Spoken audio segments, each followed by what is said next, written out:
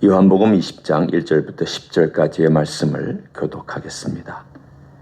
안식 후 첫날 일찍이 아직 어두울 때에 막달라 마리아가 무덤에 와서 돌이 무덤에서 옮겨진 것을 보고 시몬 베드로와 예수께서 사랑하시던 그 다른 제자에게 달려가서 말하되 사람들이 주님을 무덤에서 가져다가 어디 두었는지 우리가 알지 못하겠다 하니 베드로와 그 다른 제자가 나가서 무덤으로 갈새 둘이 같이 다름질 하더니 그 다른 제자가 베드로보다 더 빨리 달려가서 먼저 무덤에 이르러 구부려 세마포 놓인 것을 보았으나 들어가지는 아니하였더니 시몬 베드로는 따라와서 무덤에 들어가 보니 세마포가 놓였고 또 머리를 쌌던 수건은 세마포와 함께 놓이지 않고 딴 곳에 쌌던 대로 놓여 있더라. 그때야 무덤에 먼저 갔던 그 다른 제자도 들어가 보고 믿더라. 그들은 성경에 그가 죽은 자 가운데서 다시 살아나야 하리라 하신 말씀을 아직 알지 못하더라. 이에 두 제자가 자기들의 집으로 돌아가니라. 아멘. 오늘 우리가 읽은 이 초반의 10절의 말씀은 그들이 보고 들은 것, 들었다는 어떤 것은 강력하지는 않지만 주로 본 것을 얘기하고 있습니다. 오늘 여기에 왜 이 동사를 많이 썼느냐 하는 것은 바로 빈 무덤에 대한 증거 때문입니다. 오늘 여기서 봤다는 말을 참 많이 쓰고 있는 걸 한번 보십시오. 20장 1절에 돌이 무덤에서 옮겨진 것을 보고 또 다른 사람들이 달려와서 5절에도 구부려 세마포 놓인 것을 보았으나 또 6절에도 시몬 베드로는 따라와서 무덤에 들어가 보니 뿐만 아니라 8절에도 보고 믿더라. 여기서 믿었다는 것은 예수님이 부활하신 것을 믿었다는 게 아니라 무덤이 비었다라는 것을 믿었다라는 것입니다. 그러니까 예수님이 지금 부활하신 현장을 보고 있지만 봅니다. 눈으로 이렇게 직접 보고 무덤에서도 가서 직접 증인으로서 자기가 직접 본 것입니다. 들어서 얘기하는 것이 아니라 직접 봤습니다. 그런데도 그들은 예수님의 부활을 꿈에도 생각하지 않았습니다. 참 사람은 이만큼 멍청합니다. 예수님이 가르치셨잖아요. 예수님께서 나 고난 당한다. 고난 안 믿었죠. 그러시면 안 됩니다. 그러실 수 없습니다. 베드로는 말리기도 했고 부인하기도 했습니다. 심지어는 그럼 예수님께서 그렇게 말씀하신 대로 고난을 당하셨으면 그 다음 순서는 뭘까? 이거 생각을 좀 해야 되지 않을까요? 생각 안 하고 삽니다. 그들은 그렇게 생각 안 하고 사는데 제가 지금 그들을 폄하하기 위해서 얘기하는 것이 아니라 부활이라는 것이 그만큼 믿기 어려웠다는 것을 얘기하기 위해서 그렇습니다. 우리는 십자가 사건을 합니다. 예수님 머리, 또 예수님의 손과 발, 그리고 예수님의 등에 맞으신 채찍, 그리고 그분의 옆구리 창을 찔러서 또 흘러나왔던 물과 피, 이 모든 것들을 만약에 알고 있고 보고 있는 사람이라면, 그리고 보았던 사람이라면 사람들은 생각할 겁니다. 곱게 돌아가셔도 부활이 안 되는데, 그분이 살아난다는 게 말이 안 되는데 저렇게 잔인하게 육체가 다 파괴되도록 돌아가신 분이 다시 살아나는 것은 상상도 못할 일입니다. 그렇잖아요. 새로운 창조가 일어나기 전에는 이게 가능한 일입니까? 완전히 아기와 같은 새 살과 새 뼈와 새 조직을 갖기 전에는 그게 가능한 일일까요? 그러니까 니고데모도 거듭나야 한다는 것을 무슨 말인지 몰랐고, 사실은 우리의 지혜와 우리의 판단 가지고는 이해할 수 있는 게 너무 제한이 많습니다. 그러니까 이들은 보았다, 나중에 보았다라는 것은 그들의 증언이 되지만 적어도 이 시점에서만큼은 그들이 보았다라고 하는 것은 믿지 못하는 것과 똑같습니다. 보았지만 못 믿고 있다라는 거예요. 겨우 믿는 것은 빈무덤밖에는 믿지 못하고 있는 그들의 모습에 대하여 성경은 적나라하게 고발합니다. 이거 봐라. 부활은 이만큼 믿기 어려운 것이다. 정말 그렇다. 우리는 내일 보면은 이제 직접 주님을 만나는 그러한 모습들이 쭉 나타날 것이지만, 적어도 오늘 우리가 본 본문은 이 부활이라는 것이 그렇게 어렵다라는 것을 말합니다. 그러면 그들이야 아직도 한 번도 부활을 경험한 적이 없기 때문에, 인생에 인류에 누가 부활한 적이 있습니까? 죽은 사람이 산 적은 있습니다. 엘리야도 한 번 살렸고, 엘리사도 살렸고, 예수님도 살리셨죠. 죽은 나사로를 살리셨죠. 그러나 부활은 아닙니다. 그냥 다시 재생되어서 살다가 죽은 거죠. 부활은 하나님 나라를 영원히 상속받는 영원한 몸의 형체이기 때문에 질적으로나 또는 모든 면에서 다 다릅니다. 이건 이해가 안 되는 면입니다. 왜?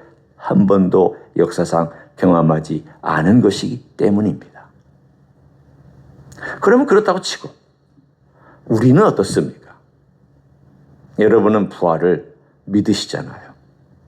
저도 믿고 있고요. 그럼 믿으면 어떻게 되어야 되느냐? 경험해야 되잖아요. 제 말이 틀렸습니까? 맞죠? 내가 믿으면 그게 실제가 되어야죠.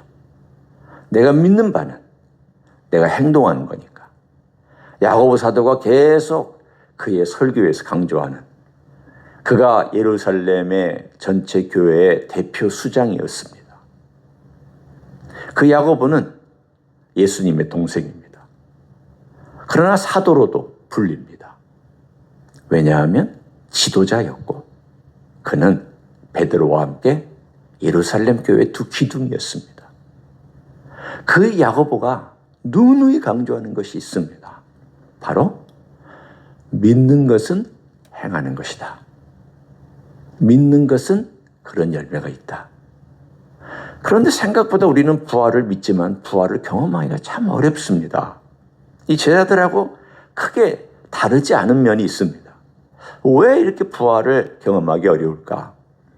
제가 여러분의 문제, 저의 문제뿐만이 아니라 사도 바울도 이것 때문에 씨름했다는 것을 여러분에게 읽어드리기를 원합니다. 빌립보서 3장 9절, 10절, 11절을 한번 펴서 같이 보기를 원합니다. 빌립보서 3장 9절, 10절, 11절입니다. 제가 읽겠습니다.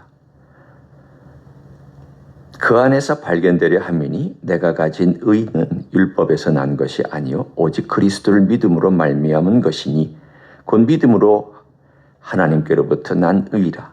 내가 그리스도와 그 부활의 권능과 그의 고난의 참여함을 알고자 하여 그의 죽으심을 본받아 어떻게 해서든지 죽은 자 가운데서 부활에 이르려 하노니. 그리고 12절입니다. 내가 이미 얻었담도 아니요 온전히 이루었담도 아니라 오직 내가 그리스도 예수께 잡힌 바 된 그것을 잡으려고 달려가노라.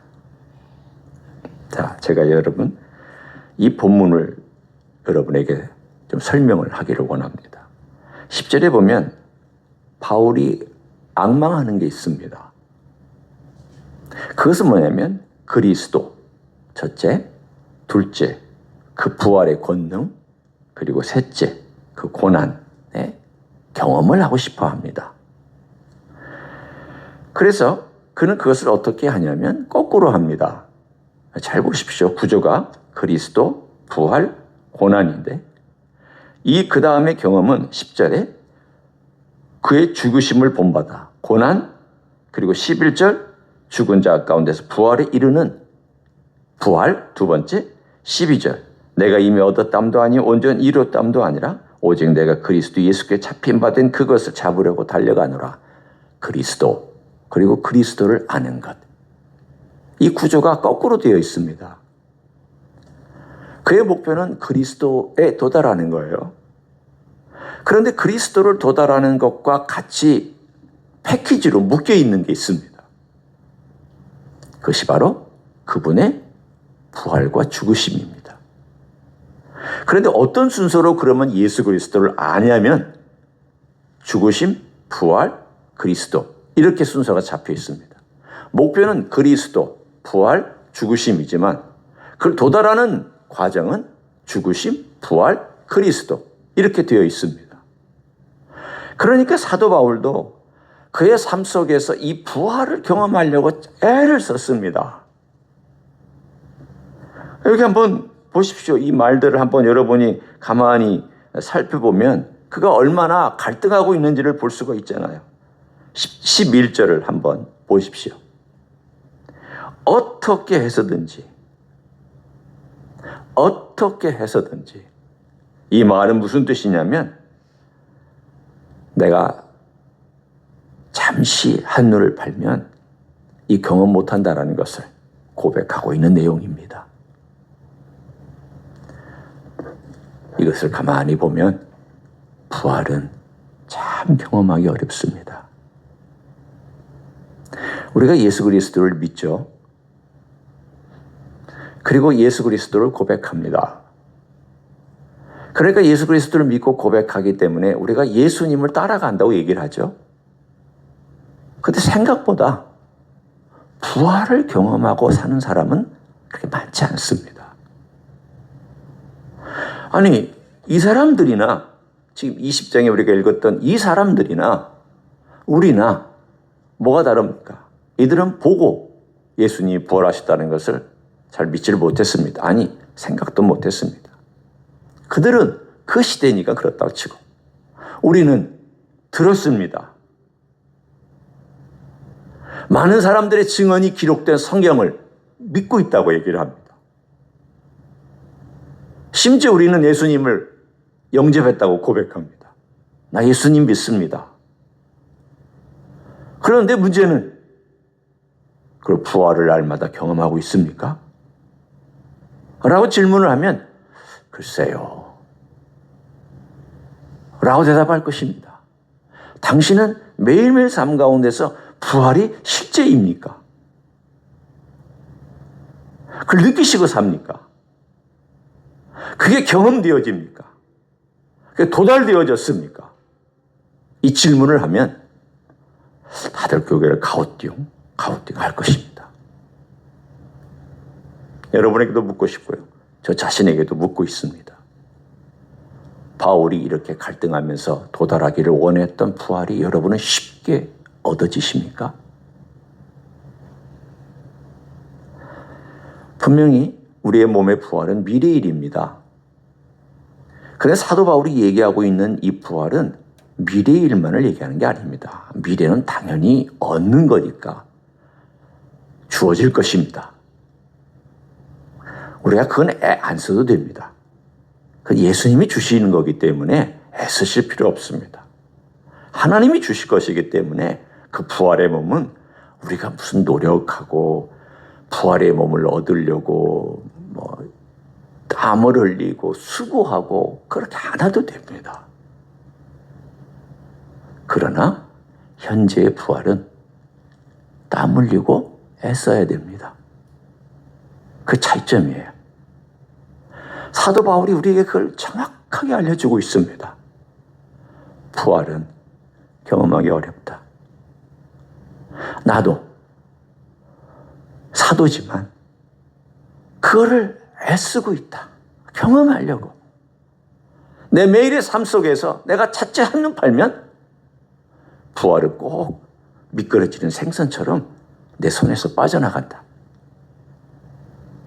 그래서 나도 이 뒤에 있는 것들과 내가 행한 것들과 내가 어이룩한 것들과 내가 자랑하고 싶은 것들과 내가 교만한 못들과 이런 모든 것들을 다 내려놓는다. 나 그거 안 붙잡는다. 왜냐하면 그 붙잡으면 부활을 경험하지 못하니까. 내가 그거 붙잡으려고 하면 부활은 쓱 하고 미끄러져서 어디론가 사라지니까. 나 그래서 그거 다 버린다. 내가 잘했던 거 못했던 거, 내가 내 출신 배경, 내가 이제까지 이루었던 모든 것들, 이 모든 것들을 내가 배설물처럼 다 버리는 것은 그걸 붙잡으려고 하는 거다.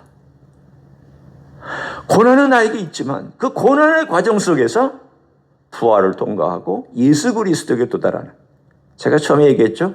그리스도, 부활, 고난 이 순서로 되어 있는데 바울은 예수님의 알고 그 목표에 도달하는 것을 고난, 부활, 그리스도 이렇게 그런 목표를 잡고 계속 그리스도를 알기 위하여 자기의 모든 것들과 자기의 집중하는 모든 에너지를 어디에 집중하고 있냐면 이 고난 속에서 예수 그리스도의 부활을 경험하기를 원하고, 그리고 그 부활의 경험을 통해서 예수 그리스도를 알아가는 그 놀라운 것에 대하여 우리들에게 자신의 신앙 고백을 통하여 말씀하고 있습니다. 이것이 어떻게 적용되느냐? 너무 많은 것에 신경 쓰고 살거나 너무 많은 것에 붙잡혀 있으면 우리는 우리 부활을 경험하지 못합니다. 부활은 내가 예수님을 사랑하고 또 예수님을 따라가다 보면 반대하고 힘든 일 생기잖아요. 예를 들어 제가 이제 교회에서 봉사를 해요. 또 누군가와 같이 교회 일을 합니다. 그러면 어려운 일이 생기죠. 인간관계에서 깨지는 일도 생기고 힘든 일이 생깁니다. 그러면 대부분의 사람들은 그 힘든 일, 고난이라고 가정하면 어떻게 하냐면 피합니다. 직면하지 않습니다. 죄도 그렇고요. 어려운 일도 그렇습니다. 그리고 죄나 어려운 일이나 고난이나 깨진 관계나 이런 것들을 직면하지 않으면 어떻게 되냐면 고난 통해서 부활을 경험하지 못합니다. 그러니까 부활을 경험하는 길은 뭐냐면 그 고난을 통과하면서 대면하는 겁니다.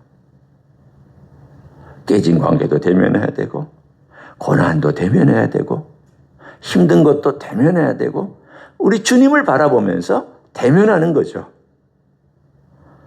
그러면 그 과정 속에서 부활을 경험하는데 사람들은 그걸 안 하죠. 저도 가만히 생각해 보니까 그랬던 것 같아요. 힘든 일이 있으면 일단 회피하는 거예요. 그게 쉬우니까. 대부분의 그리스도인들은 그렇게 해결합니다. 힘든 일이 있으면요, 피해가거나 대면하지 않거나, 힘든 사람이 있으면요, 안 만나거나 아예 상종하지 않습니다. 그게 편합니다. 고난을 직면하지 않는 거죠. 그러면 어떤 일이 생기느냐? 부활을 경험하지 못해요. 그 부활을 경험하지 못하면 그리스도를 알아가는 게 아니에요. 머리로는 지식은 많이 그리스도를 안다고 얘기할 수 있지만 삶 전체가, 우리 삶의 전체가 내 영혼의 깊숙한 곳에서 예수님을 안다고 얘기할 수 없을 것입니다. 사도 바울은 그 비밀을 알았기 때문에 그 고난을 회피하려고 하지 않았습니다. 고린도 교회 문제도 회피하지 않았고 자기의 부끄러운 모습, 병 들어가지고 사탄의 가시라고 얘기했던 육체 가시, 남들이 손가락질하는 사도가 어떻게 해서 그런 병을 가지고 있느냐, 남의 병은 고치면서도 자기 병은 못 고치는 그런 사람이 어찌 사도냐, 충분히 이런 말을 듣고 그 말 때문에 괴로워서 하나님, 제가 사도인데 제 병을 제가 못 고치고 있습니다. 이건 말이 됩니까? 고쳐주십시오. 그랬더니 주님께서 나타나셔서 말씀해 주시기를 내 은혜가 너에게 족하다. 네가 약할 때 강한 것이다. 무슨 뜻입니까? 네가 고난 속에서 그 고난을 받을 때, 그리고 그 고난에 직면하면서 살아갈 때 너는 부활을 경험하고 나의 능력과 부활의 권능과 부활의 은혜와 부활이라고 하는 실제를 너는 그 고통을 통과하면서 경험할 것이다. 그 과정 속에서 나를 배운다. 이 세 가지는 같이 묶여 있습니다. 따로따로 분리하지 않습니다. 부활은 참 믿기 어렵습니다. 우리의 삶 속에서도 부활은 경험되기 어렵습니다. 그러나 또 경험될 수 있습니다. 부활은 반드시 경험되어야 하고 그리스도인이라면 이 부활을 경험하며 사는 것이 우리 주님께서 주신 축복입니다. 내가 너에게 줄 부활의 몸은 미래 것이지만 부활의 능력은 지금도 역사한다. 너는 그거 내가 준 만큼 써라. 사용해라. 그러나 고난을 회피하지 말고 직면하고 뚫고 가면서 나에게 은혜를 구해라. 그러면 그 안에서 내가 너에게 약속한 부활의 권능과 능력을 경험하게 될 것이다. 주님은 약속해 주셨습니다. 오늘 하루도 부활의 권능이 여러분의 것이 되고 부활의 실제가 여러분의 믿음의 실제가 되어서 우리 주님의 부활과 함께 경험되어지는 귀한 아침이 되시길 예수님의 이름으로 간절히 축원합니다. 기도하겠습니다. 하나님 아버지 감사합니다.